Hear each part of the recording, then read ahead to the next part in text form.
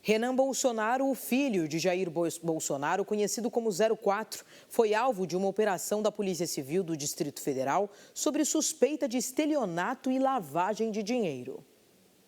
O filho mais novo do ex-presidente Jair Bolsonaro, Jair Renan, é alvo de uma operação da polícia nesta quinta-feira. Há 2 mandados de busca e apreensão em endereços ligados a ele, um em Brasília e outro em Santa Catarina.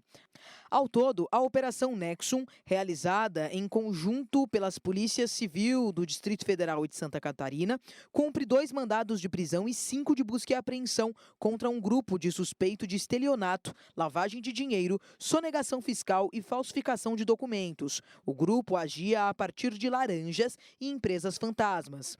O principal alvo da operação, que foi preso na manhã desta quinta-feira, é Maciel Alves de Carvalho, acusado de ser o cabeça do esquema e instrutor de tiro de Jair Renan, no clube em que Maciel é dono na capital federal. A suspeita é de que ele usava o clube de tiros como fachada para a compra e venda ilegal de armas. A polícia investiga a abertura de contas no nome dos envolvidos na operação e ainda apura qual seria o papel do filho 04 de Bolsonaro no esquema. Admar Gonzaga, advogado de Jair Renan, afirmou nesta tarde que seu cliente está tranquilo com o ocorrido. Ainda sobre o mandado de busca e apreensão contra o filho 04 de Bolsonaro, o seu irmão Flávio diz que Renan não tem onde cair morto. O comentarista Ney Gonçalves Dias define a família Bolsonaro como um cardápio variado, já que ocupam os destaques nos noticiários e redes sociais diariamente. O senador Flávio Bolsonaro disse que Renan, o irmão, não tem aonde cair morto. O ex-presidente Jair Bolsonaro diz que quer as joias de volta. Todo dia é assim.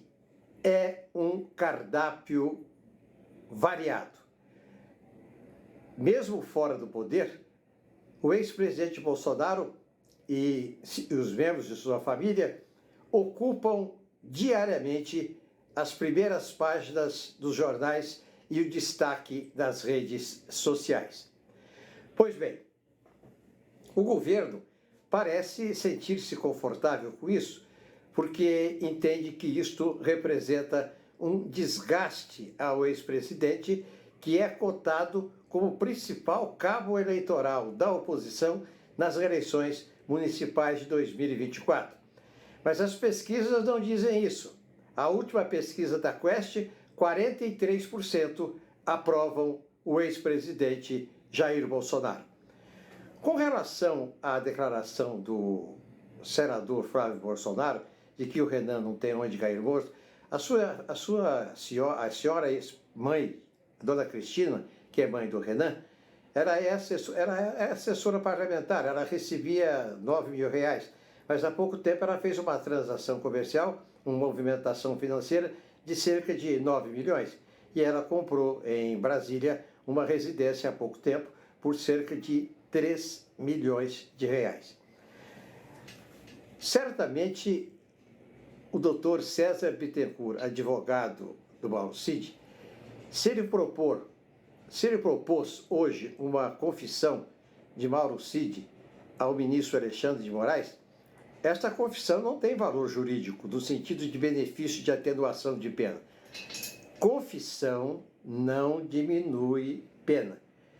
O que acontece com relação à diminuição de possível pena é a delação premiada. O que conversou às 16h15 de hoje até às 16h30 César Bittencourt, advogado de Mauro Cid, e o ministro Moraes?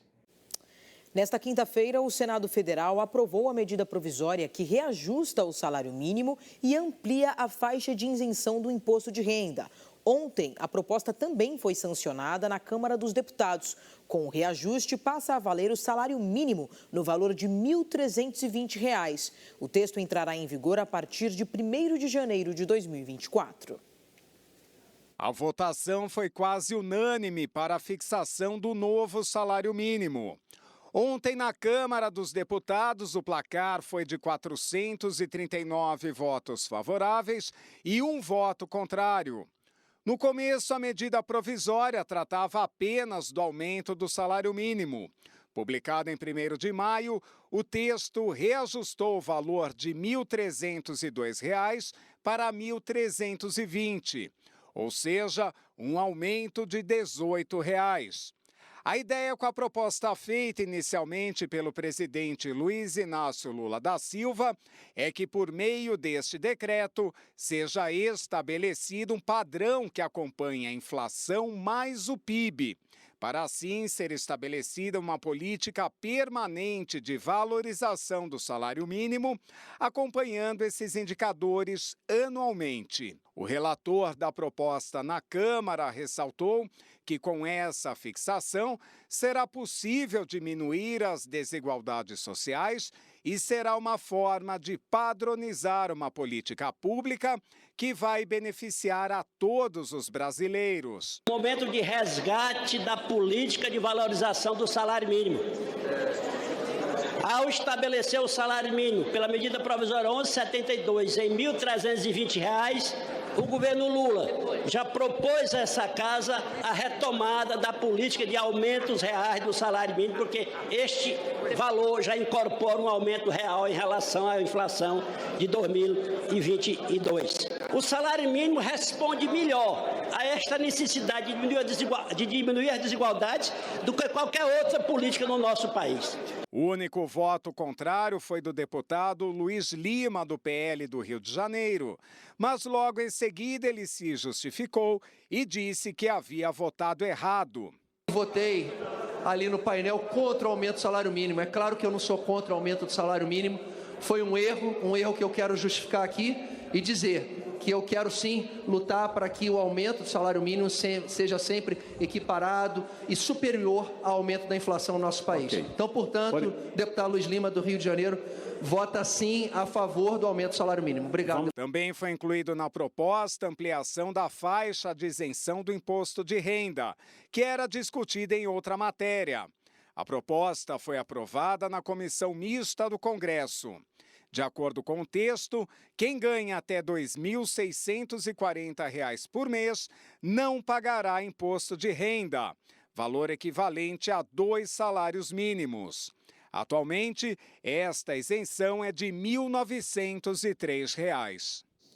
E na manhã de hoje, a Receita Federal abriu a consulta ao 4º lote de restituições do Imposto de Renda 2023. Este lote também contempla restituições residuais de exercícios anteriores. Os pagamentos serão feitos a partir de 31 de agosto. De acordo com a Receita Federal, o crédito será disponibilizado para mais de 6 milhões de contribuintes e somam cerca de 7,5 bilhões em pagamentos. Desse total, o órgão ressaltou que cerca de 904,4 milhões de reais serão destinados a contribuintes que têm prioridade no recebimento. Ao total, são 11.960 contribuintes idosos acima de 80 anos. 86.427 contribuintes idosos entre 60 e 79 anos. 9.065 contribuintes com alguma deficiência física ou mental.